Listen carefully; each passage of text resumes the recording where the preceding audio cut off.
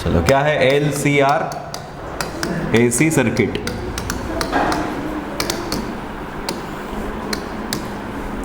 तो तीनों को कंबाइन करना है। चलो सबसे पहले क्या है, L, उसके बाद में C, उसके बाद में R। इन तीनों को हमने लगाया है सीरीज में और लगा दिया एक AC सोर्स के साथ में। इसका वोल्टेज है V0 sin ओमेगा t। इसका नाम L, इसका नाम C, इसका नाम R। जो पीक वोल्टेज यहां पर आ सकता है उसको हमने बोला V0L, ऐसा बोल सकते हैं, या सिंपल कभी ऐसा भी लिखे अपन VL। तो ये समझ में आना चाहिए हम किसकी बात कर रहे हैं। VL का मतलब है पीक। कौन से पीक की, जो इसके ऊपर आ सकता है। VC होगा यहाँ पर पीक, और यहाँ पर पीक क्या होगा, VR। क्या समझ में आया आपको? क्या इन तीनों के फॉर्मूले भी हम ऐसा लिख पाएंगे कि जो VR है वो होगा I0 इंटू R, VL होगा I0 इंटू XL, और VC होगा I0 इंटू XC। बाकी इन सभी के आगे के फॉर्मूले भी तुमको मालूम ही है वैसे। चलो अब कहानी चालू करते फेजर से। किससे चालू करते?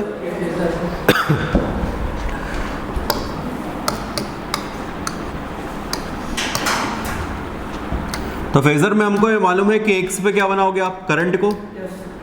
चलो सबसे पहले आर की बात करो, क्या सेम फेज में होते ही है? तो यहां पर क्या होगा, वी आर। प्योर सी वाले की बात करेंगे तो कौन आगे होता है, करंट आगे होता है, वोल्टेज कहाँ है, पीछे। तो नीचे क्या बन जाएगा आपका, वी सी। और एल की बात करोगे तो वोल्टेज आगे होता है तो ये ऊपर जाएगा, ये हो गया आपका वी एल। ये बात समझ में आई? अब इसमें भी तीन केस बनने वाले हैं। क्यों तीन केस बनने वाले हैं? क्योंकि ऐसा भी हो सकता है कि वी एल ज़्यादा हो और वी सी कम हो, तो इन दोनों का सम कहाँ जा रहा होगा, ऊपर। जो भी इन दोनों का सम आएगा, जैसे ये हो गया 7 और ये हो गया आपका 5, तो नेट कहाँ जा रहा होगा इसका, ऊपर। कितना आ रहा होगा, 2। तो ये तो इन दोनों का सम आया, किसका किसका, वी एल का और वी सी का। अभी 2 आया है, फिर क्या बचा अपने पास, वी आर, उसका भी सम होगा। क्या बात समझ में आती? कितने केस बन जाएंगे इसे, तीन कौन कौन से? एक में वी एल ज़्यादा है, एक में कौन ज़्यादा है, वी सी। और एक केस ऐसा भी हो सकता है जिसमें दोनों कैसे हो जाए, इक्वल। वी एल और वी सी कैसे हो जाए, इक्वल। तो दोनों क्या कर देंगे, कैंसिल आउट। जैसे ये हो गया आपका 5 और ये भी हो गया 5, कैंसिल आउट। क्या बचेगा, केवल आर। आ रही बात समझ में? तो अपन ऐसे केस की बात कर रहे हैं, केस नंबर 1, जिसमें वी एल ज़्यादा है किससे, वी सी से। क्या वी एल का फॉर्मूला आई नोट एक्सएल होता है?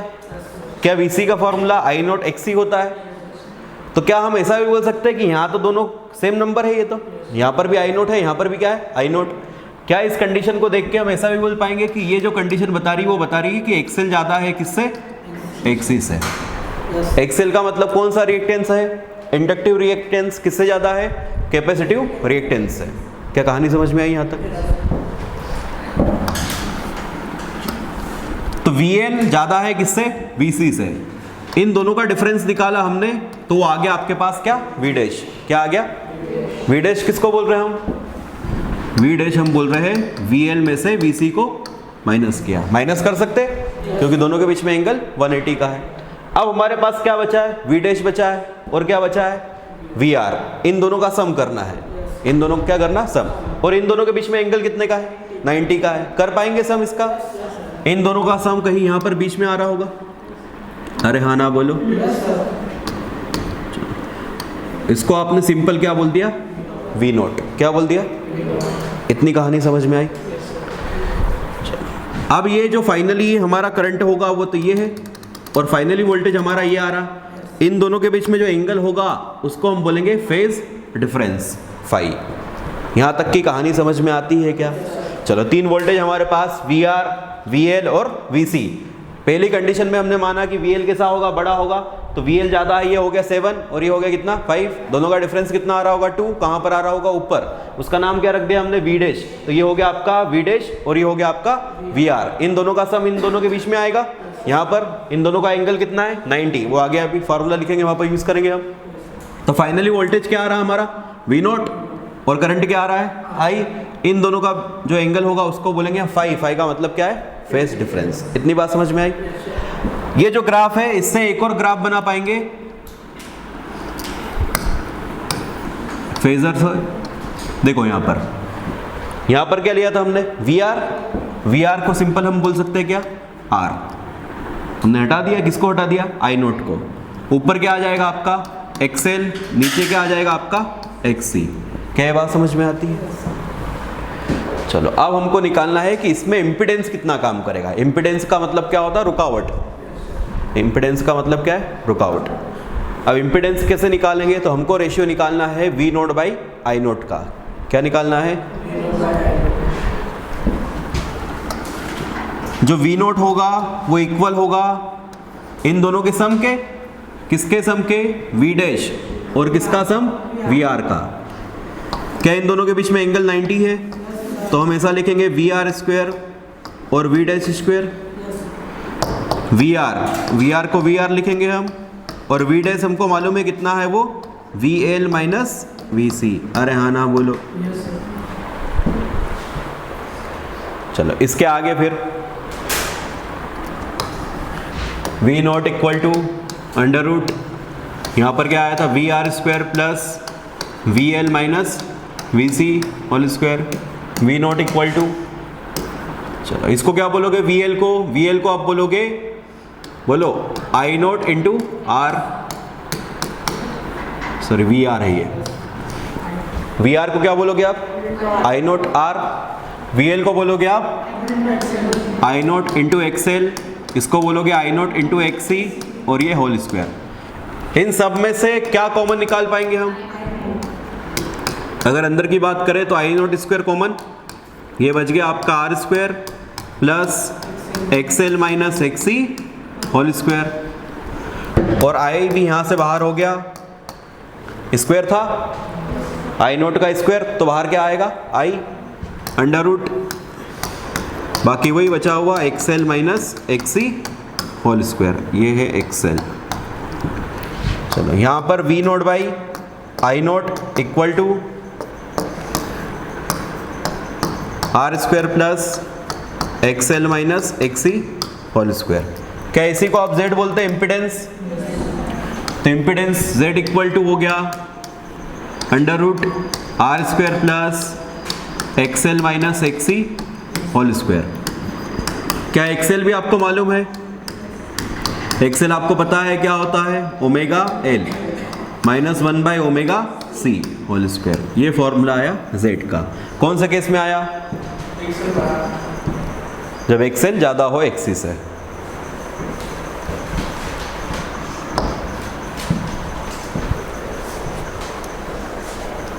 चलो आगे लिख ही लेते हैं एक साथ, फिर लिख लेना, पहले समझ लेते हैं। चलो इसके बाद में क्या निकालना, फेज डिफरेंस।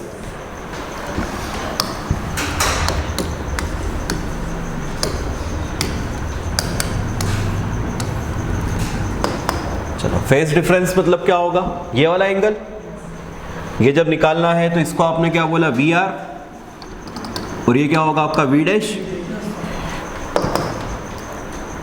तो फेज डिफरेंस मतलब कि tan फाई इक्वल टू होगा V dash by V R. क्या वी डैश आपको मालूम है कितना होता है, V L minus V C by V R. क्या इन सभी के फॉर्मूले भी मालूम है, I naught XL, I naught XC और I naught R. I naught common लेके cancel, XL minus XC by R. ये आया हमारे पास tan फाई, तो फाई होगा, फाई इक्वल टू बोलो, phi equal to tan inverse XL minus XC by R. फिर इसको ओमेगा के टर्म्स में हम लिख पाएंगे, एक्सएल इक्वल होगा ओमेगा एल और एक्सी इक्वल होगा 1 बाई ओमेगा सी के। चलो अब करंट के बारे में बताओ। करंट की इक्वेशन लिखोगे आप, करंट की इक्वेशन होगी I equal to I naught sine omega T plus या माइनस क्या लगाना होगा यहाँ पर? तो हम ग्राफ को देखेंगे, फाइनली वोल्टेज कहाँ है हमारा? ऊपर, सबका एडिशन करने के बाद में, और करंट कहाँ है? नीचे।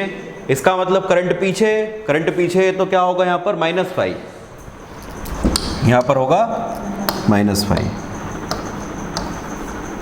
तो ये इक्वेशन आ गई किसकी? करंट की। और वोल्टेज की इक्वेशन सभी को मालूम है, V = V0 sin ωt। चलो यहाँ तक की कहानी समझ में आ रही क्या? बस एक ही केस की बात करेंगे, बाकी दो समझ में आ जाएंगे। लिख लिया सावन? ये फॉर्मूला लिखने से होगा क्या? बार बार चीज़ें समझ में आएगी, चीज़ें याद रहेगी।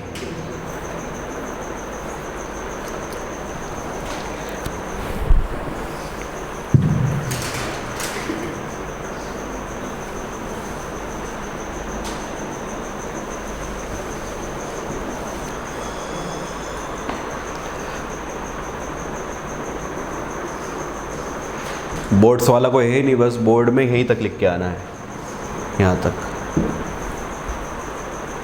और ये फेज। चलो बड़े आगे फिर केस नंबर 2 में क्या होगा फिर? केस नंबर 2 में कौन ज़्यादा है? VC ज़्यादा है VL से, या फिर इसी को हम ऐसे भी बोल पाएंगे कि XC ज़्यादा है XL से। तो Z की इक्वेशन में कोई ज़्यादा चेंज होने वाला नहीं है। √ बोलो R², यहाँ पर होगा बोलो XC - XL स्क्वायर। और वैसे आगे पीछे भी लिखते तो कोई चेंज होने वाला नहीं है, क्योंकि किसके अंदर लिखा है? स्क्वायर होने वाला, उसका नेगेटिव चीज़ भी कैसी हो जाएगी इसमें? पॉजिटिव।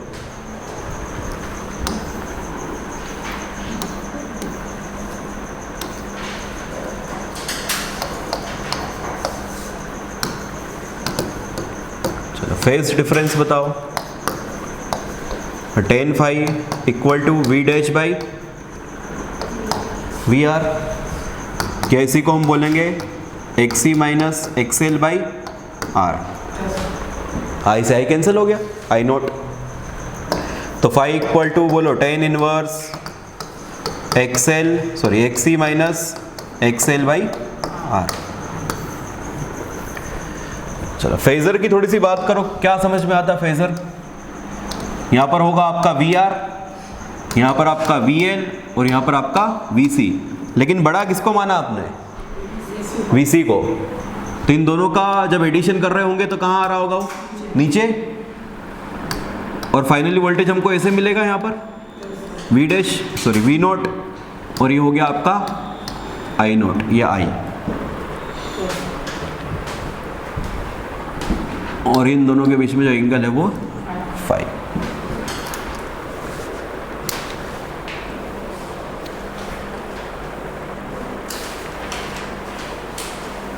फाई तो लिख ही लिया अपन ने। अब करंट की इक्वेशन बताओ क्या होगा? I = I0 sin ωt। बोलो प्लस माइनस प्लस कितना? फाई।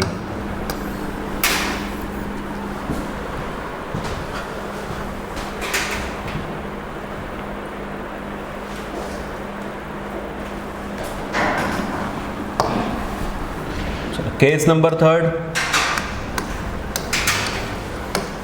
VL इक्वल हो VC के, या फिर XL इक्वल हो जाए XC के, ये कंडीशन होगी।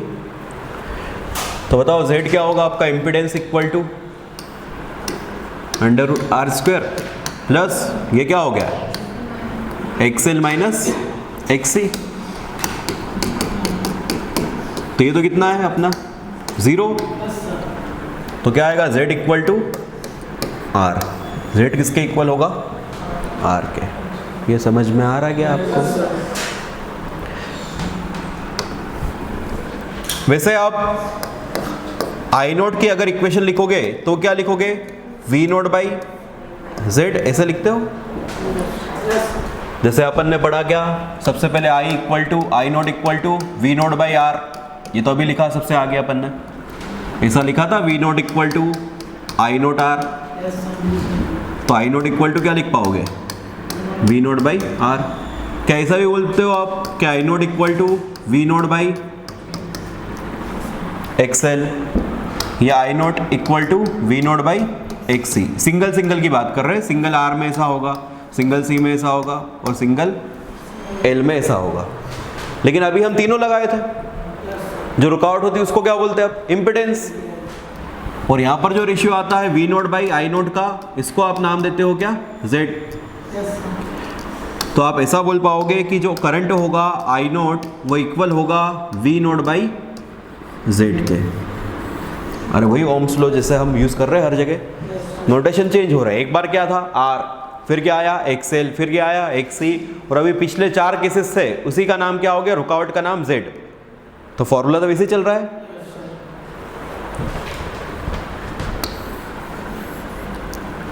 अब देखो हर केस में क्या हो रहा था, हर केस में ये हो रहा था कि आर के साथ में ये जो कुछ था ये प्लस होता, हर बार प्लस में आए भले माइनस में आए, लेकिन वो जो क्वांटिटी थी वो क्या हो रही थी, हर बार प्लस। जैसे आर हो गया आपका 5, तो 5 का स्क्वायर करोगे कितना आएगा 25, और यहाँ से कुछ वैल्यू मिल रही थी आपको, दोनों का क्या हो रहा था सम, तो जेड के साथ मिल रहा था आपको हर बार ज़्यादा। जब ये कंडीशन नहीं है, इसके अलावा दूसरी कोई सी भी कंडीशन, या तो आपका एक्स ही ज़्यादा होगा या फिर कौन ज़्यादा होगा, एक्सएल। इन दोनों ही केस में जब जेड निकालोगे तो थोड़ा सा ज़्यादा आ रहा था, लेकिन इस केस में क्या हो रहा है कि ये वाला तो कितना हो गया 0, केवल क्या बच रहा है आर। मतलब इस केस में जो z आएगा वो कैसा होगा आपका, मिनिमम। कैसा है ये, मिनिमम। जब z मिनिमम होगा तो z आपका कम हो गया है, तो करंट कैसा आ रहा होगा, सबसे ज़्यादा। ये जो I आपको मिल रहा होगा ये करंट कैसा होगा, मैक्सिमम। तो ये हो गया आपका मिनिमम और ये हो जाएगा आपका मैक्सिमम।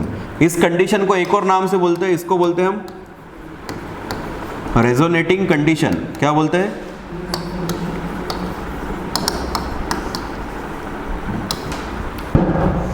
जब z कैसा हो जाए मिनिमम, I कैसा हो जाए मैक्सिमम, इस कंडीशन को एक और नाम से जानते हैं, इसको क्या बोलते हैं हम, रेजोनेटिंग कंडीशन।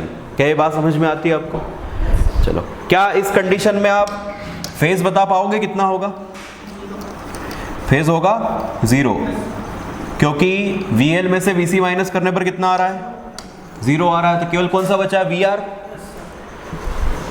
अगर हम फेजर की बात करें तो ये हो गया आपका VR, और यहाँ पर था आपका I नोट, ऊपर क्या था आपका VL, और नीचे क्या था आपका VC, और ये दोनों कैसे हो गए, इक्वल, तो कैंसल आउट। तो फेजर में बचा क्या, केवल I और VR, और वो दोनों के दोनों कैसे, सेम फेज में। तो एंगल कितना होगा इसका, फाई इक्वल टू 0।